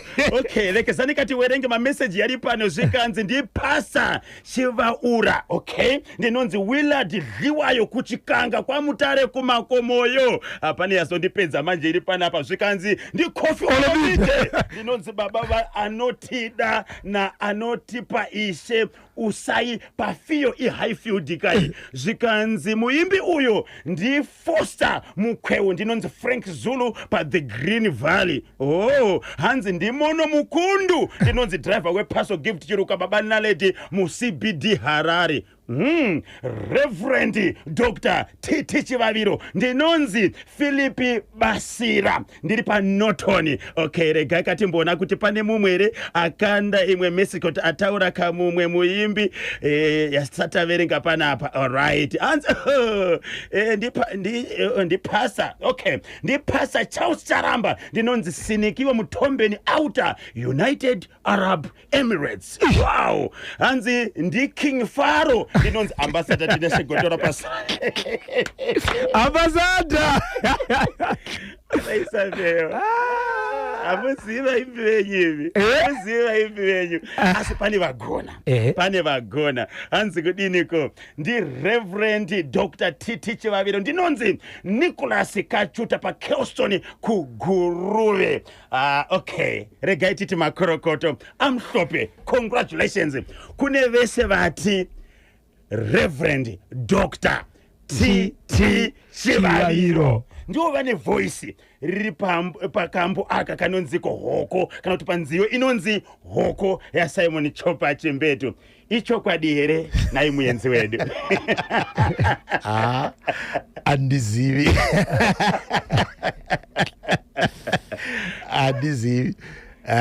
Andizivi, but riripo zvaro vhesi mubhaibheri rinoti usadzura hoko yakare. Okay. Yakaiswa nevakuru vako. Okay. Riripo vhesi racho.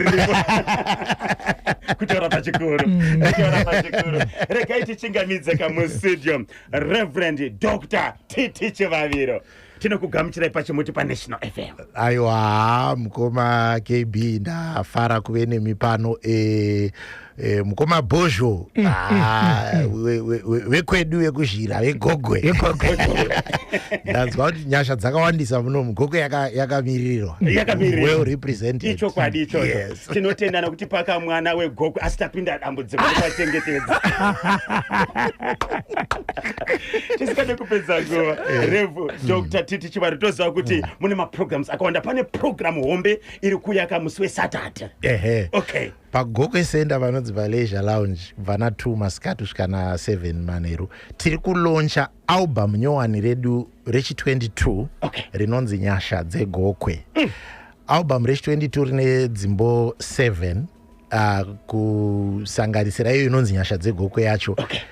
Ndakaita nevamwe vaimbi vazhinji vanoziva kuti ndikati garega tomboisa muzvimakolabho. Ndichasiya iri secret because tichadzoka panapa vanhu vakuteerera vakunzwa kuti zvakamira sei, but pane masurprise guest artists varipo. So kugokwe musi weSaturday, it's for the first time kuti tilaunche an album mugokwe. Mugokwe ndo mandakazvarirwa, mugokwe ndo mandakakurira, mugokwe ndo mandakarerwa. Paya pamunenge muchitoita sei navanhu vegokwe muri kureva isusu. Pamunoti gokwe yapindira muri kureva isusu. Tisi gokwe yacho. Ndachitaura namukoma Bhozho ndikati ini ndini chairman wegokwe yese. Zvese zvinongoitwa mugokwe zvinoda chairman ndini. Tisi vegokwe.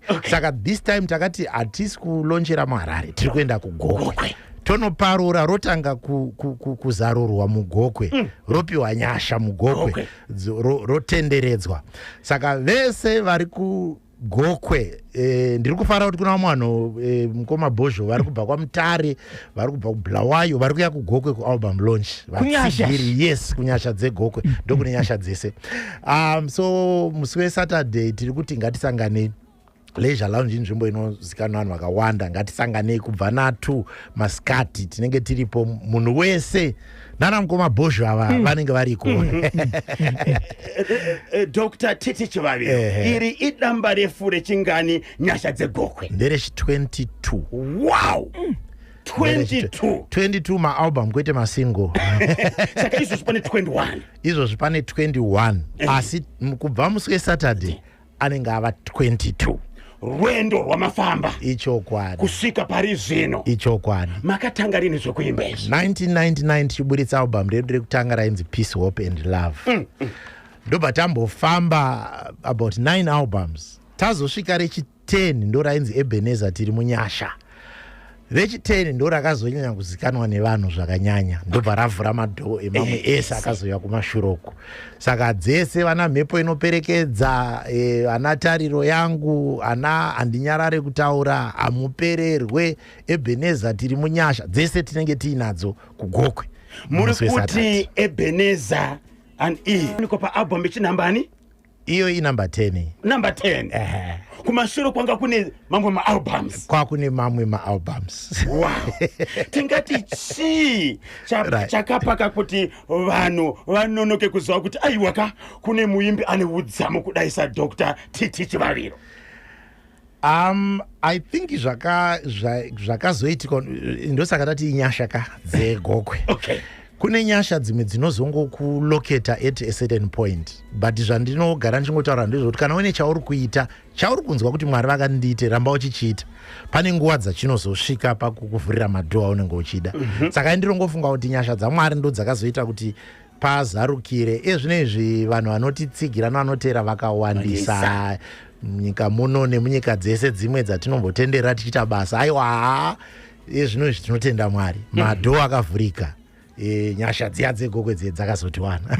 Mati pane nziyo ngani padamba refu nyasha dzegokwe? Nyasha dzegokwe ine dzimbo dzinokwana kuita 7.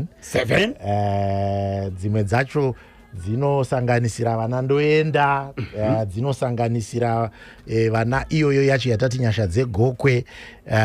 Pane yatati ndofunga iyoyo pamwe tikaitirwa nyasha nhasi inogona kuzonzwika pamhepo nhasi, manje inogona kudzudzurwa, inonzi munhu anochinja. Zvatakaita ndezvekuti dzimbo dzinenge 3 ndo dzandakanyora kubva pekutanga dzatinoti original, ndichitanga kunyora kuti 1. Dzimwe ndakanyora ndichivandudza. Pane dzimbo dzataimba tiri kugokwe tichikura, tiri mayouth, tiri kuchechi. Saka dzimbo idzodzo zhinji dzacho hadzichazikanwe, takaona kuti dzakutoparara. Saka zvatakaita, takabva tanotora dzimbo idzodzo ndobva tadzibika, ndokudzivandudza, ndokudziwedzera mazwi, ndokudzigadzirisa zvokuti dzimwe dzacho dzichatoti dzichitorera vanhu vanoti iyi takaimba 1975, iyi takaimba 1982, ndo dzatakanovandudza, ndo dziri paalbum iri, zvokuti kana kuine vakakurirawo kunzvimbo idzodzo vanenge vachitoti ichitorera kuti akatokaziva, ndo zvatakaita padzimbo idzi. Wow. Message yatichawana panyasha dzegokwe yasiyana papi nemamwe messages ari pana albums mamwe 21. Message kusiyana kuripo ndekwekuti tiri kutaura nenyaya yekusimudzirwa kunoitwa munhu achibva munzvimbo kana mumhuri kana mukambani kana pai isingatarisirwe. zviya zvatinonzwa kuti Jesu akazozvarirwa muBethlehem reJudhea, but Bethlehem reJudhea achinzi katauni kakasingatombozikanwe, havana kusarudza maguta makuru kuti azvarirwe ikoko. Meseji yatinayo ndeyekuti chero uri kwauri ikoko, whether uri kutarisa nharaunda yakakomberedza uchifunga kuti hakuna chinogona kuitwa neni nekuda kwenharaunda yandinobva, tiri kuti Mwari vanokusumudza kubva ikoko vachikuendesa pavanokugarisa nemachinda nemadzimambo. Ingava mhuri chaiyo yekuti munoziva kuti kumadzinza edu matinokura kuna imwe mhuri nechinzi ava havana chavanacho, ava vanogona kuburitsei. Ikoko munoona Mwari vachisimudza vana vanoita vatungamiri, munoona vachisimudza vanhu vanoita vatungamiri.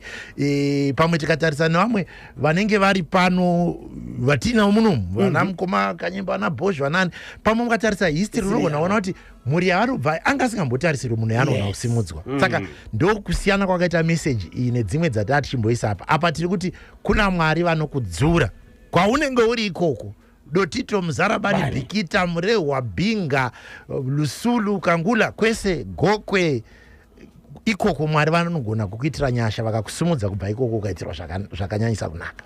Zvikasashamisa asi Mwari. Yes, usashuvira kuchinja mhuri, usashuvira kuchinja dunhu kuti inini ndakuzviti Harare because ndikazviti ndakabva kungave kuJompani kana kuchinyi kunonzi kuganda varoyi, kuti ndingatauri ndiri kuganda varoyi.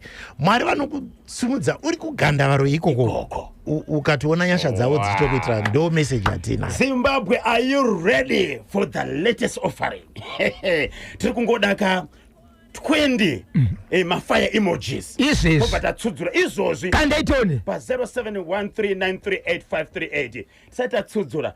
Ichokwadi hanzi naSinikiyo Mutombe neOuter United Arab Emirates tinenge tinawo kuno musi wa 15 August kuDubai for album launch. Ichokwadi ichokwadi zviri kuitika ndezvekuti tikapedza Gokwe musi weSaturday tiri kubva ipapo tichauya munomu tineti kuno kuHarare paSandringham apa musi wa14. Musi wa15 na16 tinenge tiri kuDubai kuUnited Arab Emirates. Tobva ipapo musi wa21 na22 tinenge tiri kuKenya kuNairobi, ndiwo kune basa ravakatotimirira. Then tichibva ipapo tinenge tiri kuAustralia, tine mastates 5 atichashanyira. Damba refu iri takaritakura tichiudza vanhu kwese ikoko nyasha dzegokwe tozopedzisira nekuEngland nyasha dzegokwe izvo. Pane pandibata zvikanzi naDoku ndi chairman wezvesemugokwe ndizvozvo. Saka chairman afambeoga iniwo ndave secretary. Reverend Dr. Titi Chivaviro chairman, Boshongora secretary general, musasiye kuti general. Akondi kapinda wangu treasure. Takwara tikazosvikira kudai Europe bhegi rinenge rasara Dogo. Zimbabwe mustudio tuna Dr. Reverend Titi Chivaviro vauya kakuzokuzivisai kuti musi wa 8 August 2026 nyasha dzegokwe album launch paGokwe Center Leisure Lounge. Vaimbi vanenge varipo right chirega ipapo ndo ndaiza ndo pane muto wacho. Psalmist Blessing Shumba atiti takakwana baba vanenge varipo paGokwe musi weSaturday. Ivo vatiri kutaura rumbi zviri kuzhe vanenge varipo paGokwe. Aiwa vanenge vachitaura ipapo ndati uya mweya mutsvene inenge ichirova paGokwe. Mukoma try mubande munokaziva kavo kayaka tinenge tinawo paGokwe mukoma try mubande. Saka ndo vatsigiri. Then tine 10 magroup emugokwe evanhu vakazvarwa mugokwe vanoimba vari mugokwe nevari kunze kwegokwe but vari vegokwe vanenge varipo. Makakurumbidza kundiseka musati maona zviri mberi. Inenge ichirohwa paGokwe live Leisure Lounge musi weSaturday kubva na 8 kubva na 2 masikati kusvika na 7. uyai ndeke mhuri yese ka nevana pane mafanzi edu vana vadiki nana gogo vakuru masabhuku takatopedza nawo ese anenge variko machief ese tinenge tiinawo tinoda kutendawo zvekare nevatungamiri vedu vana minister Ncube vanova ndivo provincial minister vedu vazhinji vanoti governor vedu tinenge tiinavo minister vamavhima guest speaker wedu ndeve Gokwe vanenge varipo zvekare saka tine vanhu vakawanda vemugokwe vatinenge tiinawo. Tinotenda unoziva kuti chimuti zvachinoita so National FM ndosaka tichiti inhefenyuro inoteererwa nedzimwe nhefenyuro tichatatsudzura ka song iyi munhu anochinja iri pa latest album Hanzi Doko vane song yavo inonzi Hamupererwe yakatirera parwendo rwakanga rwakaoma muupenyu. Ini ndinonzi Nyasha dzezaka ndiri pa Los Angeles. Nathani Zingoni varidzire pfuti katatu Los Angeles kuAmerica kao. Yes. Akomana munoza izvi manje ndo zvinoita kuti tirambe tichizopinda mumastudio even simba rapera. Yes. Nokuti ukaona testimony inenge yakadai yokuti munhu anoti kambo kenyu kakandisimudzira ndakaremerwa unonzwa kuti naye Mwari ndimbori ani asi uzofunga kuti nyasha dzegokwe dzakandewanda. Tinotenda regai Zimbabwe indio imwe yenziyo dziripo panyasha dzegokwe munhu anochinja. Munhu anochinja tungoti turu chete bichana inzwai munzwe munhu anochinja zvechokwadi. Ndinonzi Gift Kajawo ndiri kunoko kuCentenary. Wow, Gokwe zvainototoremera kudai. Ndinonzi Frank Zulu ndiri paGreen Valley. Green Valley igokwe ndatopaona kana secretary vangu mukoma Bozho watopaona. Yes. Ndipapo chaipo. Tinotenda mamessages acho akawandisa Doko. Alright. Rega ndipindure one yandaona yakanzi avabvi kwaChivi here. So kwaChivi ndo kunobva baba vangu. Ndo kumusha kwavo ndo kwa baba vangu but inini takazozvarwa vatamira kuGokwe. Saka vemasvingo kwaChivi vanongoti munhu wedu futi. Saka paya pamunoti todini vanhu vemasvingo moti Gokwe yapindira muri kungotaura isusu futi. So musomugovera tiri kukoka munhu wese kuGokwe paGokwe Center panonzi paLeisure Lounge kubva na2 uyai zvenyu makasununguka. Haiwa tiri kugadzirira kubva na2 kusvika na8. Remember kuti ndati vaimbi vaMwari kutizikira Psalmist Blessing Shumba rumbi zviri kuzhe Try Mobande makakurumbidza kundiseka nevaimbi vamwe 10 vanobva muGokwe vanosanganisana na Gifts Yavonga vakawanda nemagurupu ekuMethodist FM kunenge kuri kumakuwerere vanhu ngavauye. Tinotenda mashoko amungada musati maenda artificial intelligence AI yashupa chokwadi. Reverend Dr. Titi Chivaviro magadzirira sei sevaimbi kuti musabude musystem. So ticharamba tichingoti izwire munhu pachezvaro riri original arigone kureplaceka. Asi technology tinoida ndo inototibatsira vanhu probably pamuchimwe chinhu chatisingazivi chokuti artificial intelligence hainatanga iko zvino. Patinotopinda mumastudio tichitobika ipapa muri kutaura apa chiri kukwenenzwera mazwi kuti azonosvika achibuda zvakanaka ndiyoyo. Saka tiri kuti isusu ngatiregei kuibvisa ngatishandei nayo. Munoona mukoma Bozho artificial intelligence inenge lawnmower yauya panzvimbo yanga ishandiswa mabhemba. Atizoti chilawnmower chimeshini chakazodai totodzidza kuti chinoshanda sei. Hatizoti pane munhu akarovera pachiri kana chakakuwadza umwe tinototsvaga kuti tibve kumabhemba tiende kumalawnmower. Tichidaro ndo mashandiro atinofanira kutiite nayo. Ngatiigamuchirei asi ngatiishandisei nenzira dzine mwero tichiziva mitemo nezvinhu zvinoda kuitwa nokuti dzimwe nguva vanhu vakuabusa. Chokupedzisira ngati inenge banga rinogona kubayiswa vanhu munhu akatourayiwa nebanga. But banga tinorida mumba ndo ratinochekera nawo muriwo nei. It's how you use it. Uri kurishandisa sei. saka artificial intelligence yakanaka asi tiri kuishandisa sei? Mashoko amungada kusira ka vatereri vechimuti veNational FM toziva kuti muchadzoka zvekare kuzoparura damba refu iri. Panapa tichadzoka taane dzimbo dzese dzakakwana kuzoparura damba refu irori manje tisati taenda kuDubai. Rambai makatsigira, rambai mafire emoji ndiri kumaona, ini ndiri muno ndiri kuona akawandisa, muri kuti wedzera moto, asi chikuru chero uri kwaMutare, chero uri kuBhindura, chero uri kupi, andeitese munhu wese anzi kuGokwe. Chairman wati munhu kuGokwe, secretary vari pano vari kutsigira munhu kuGokwe, ameno treasurer vari pano futi. Hanzi munhu wese kuGokwe Saturday musi wa8 kubva na2 tetiri paLeisure Lounge, inzvimbo yakatambanuka yakafaranuka. Hande ipapo magitare for the first time. An album is being launched in Gokwe at Gokwe Center. And ichinzi Nyasha dzeGokwe. Vachada kutaura nemi. Unobatika sei? Vachada regai tidai so. Mukaenda pama social media platforms yedu. Mukaona yakanzi Reverend Chivaviro kana kuti Apostle Chivaviro Tisu. Mukaona ine vanhu vashoma ndo vaya vanogadzira mafeki. Asi isusu mukaonawo yakata ndofunga mapeji yedu imwe yacho inenge iri kuma 116,000, imwe iri kuma 35,000. Mukaona pangoita nhamba yevanhu vakawanda vanotevera, ndo chinokurumbidza kuti muone kuti zvakamira sei. Asi vanoda zvawo kupinda mumagurupu, regai tikupei nhamba panapa dzinoti +44 748 144 622 vanongoda kusana vapinda magurupu, because magurupu amuzikani zvinoitika munoona kutokandirwa ikaka akachirira nhasi chaiye. Dzokororo ine simba nhamba +44 748 144 622 6.